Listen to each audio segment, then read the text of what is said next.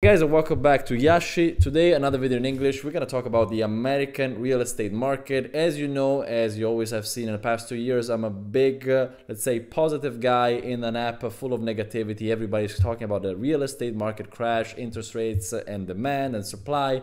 I am still pro growth of real estate. I look at the data. I'm generally 100% let's say convinced that real estate is either staying stable where it is, maybe dropping a little bit, but there is a higher chance for real estate over the next 10 years to actually appreciate. And why? Because today, once again, the data will confirm it. We're gonna start with first of all, hitting record here with interest rates. In the past, let's say 2 years, we saw interest rates going from 3% all the way to 8% a few weeks ago.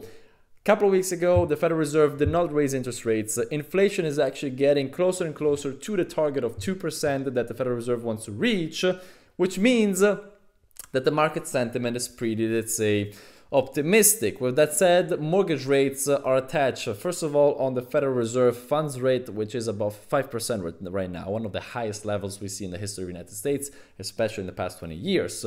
But secondly, also on the market sentiment. The reason why I was at 8% even when the Federal Reserve did not move interest rates for the past month is because banks were shitting their pants and they were like, okay, it's more risky, we don't know what's gonna happen, let's raise interest rates, let's keep it safe. But as we're seeing lower inflation or slowing down inflation, people getting a little bit more euphoric, more positive, even if the average American is not that good off, as we will see later on, banks started to trim it back down. And if we look at bank rate today, first of all, we're now on average down to 7.4% on a 30-year mortgage, which is 0.6% lower than a few weeks ago, where we saw the all-time high of 8% in the past 10 years.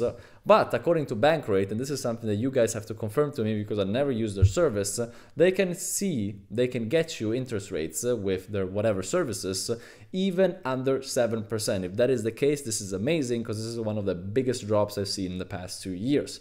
With that said, let's now switch to the actual real estate market.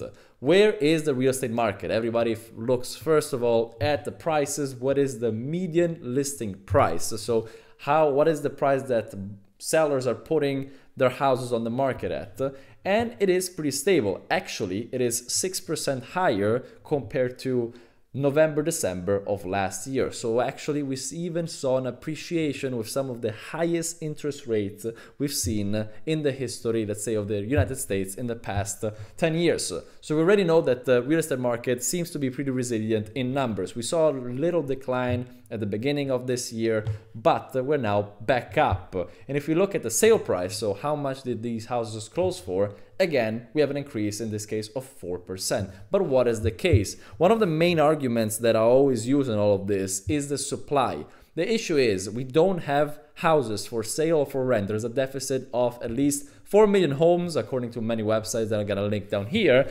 The fact is that we're not building enough because builders are shitting their pants. They don't like uncertainty. It costs a lot to get a loan to build, so they rather build less with cash or with less loans than build a lot as they did in 2020.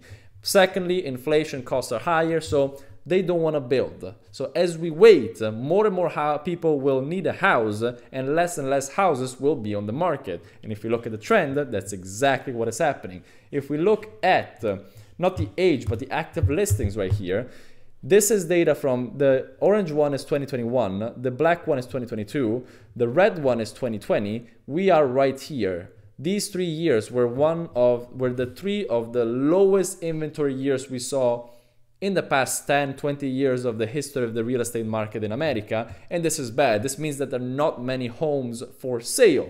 And the problem is that even if we look at the potential future of the real estate inventory and we look at new listings, which are the new homes that are being put for sale in this month, the trend keeps on going lower and lower and lower.